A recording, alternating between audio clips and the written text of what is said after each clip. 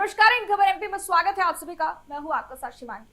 मध्य प्रदेश में चुनाव सर पर है, जिसको लेकर सभी पार्टियों ने अपनी कमर कस ली है। सभी पार्टियां पूरे दमखम के साथ मैदान में उतर चुकी हैं।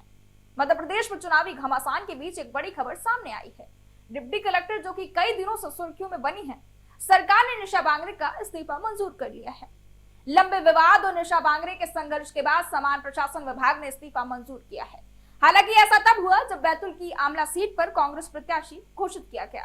करीब 17 घंटे बीत जाने के बाद सरकार ने इस्तीफा मंजूर कर लिया है और बांगरे के ऊपर लगे अनियमितता को लेकर विभागीय इंक्वायरी भी समाप्त करने का फैसला लिया गया है। माना जा रहा है कि सरकार ने यह कदम कोर्ट की सख्ती के बाद उठाया है।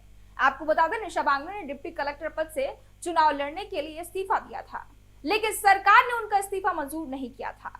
इसे लेकर निशा ने सुप्रीम कोर्ट तक दरवाजा खटखटाया था। हालांकि उन्हें यह राहत नहीं मिली। राज्य सरकार के इस्तीफा स्वीकार करने के बाद अब संभावना जताई जा रही है कि वह आमला सीट से निर्दलीय चुनाव लड़ेंगी। विभाग ने जारी आदेश में कहा है, निशा बांगरे डिप्टी कलेक्टर जिला छतरपुर ने त्यागपत्र स्वीकार किए जाने का निवेदन किया था।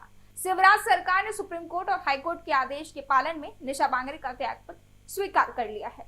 इसके साथ ही विभागीय इंक्वायरी भी समाप्त कर दी गई है। अब ऐसे में सवाल उठता है, क्या बैतूल के आमला से प्रत्याशी बदल सकता है?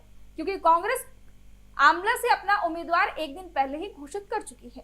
कांग्रेस ने कल यानी सोमवार देर शाम ही मनोज मालवीय को आमला से उम्मीदवार बनाया है। दरअसल निशा बांगरे नौकरी से इस्तीफा देकर चुनाव लड़ना चाहती थी, लेकिन सरकार उनका इस्तीफा स्वीकार नहीं कर रही थी और इसलिए निशा बांगरे ने कोर्ट का रुख भी किया था। अब कोर्ट के आदेश पर सरकार ने उनका इस्तीफा स्वीकार कर लिया है। आपको बता दें, कांग्रेस ने आमला सीट को दूसरी लिस्ट जारी करने के बाद होल्ड कर दिया था। ये विधानसभा सीट इसलिए चर्चा में थी क्योंकि यहाँ से डिप्टी कलेक्टर निशा बांगरे चुनाव लड़ने की दावेदारी कर रही थी। ऐसा माना जा रहा था कि कांग्रेस ने इस सीट पर उम्मीदवार इसलिए घोषित नहीं किया है कांग्रेस क्योंकि निशा बांगरे को चुनाव में लड़ाना चाहती थी, लेकिन निशा बांगरे उससे पहले सरकार से लड़ रही थी।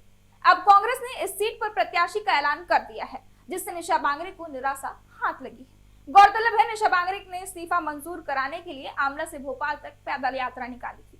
अपने हक की बात करते हुए निशा हाथ में संविधान की किताब लिए पैदल यात्रा कर रही थी। हालांकि पुलिस ने उन्हें गिरफ्तार कर लिया था और 24 घंटे के लिए जेल में डाल दिया था।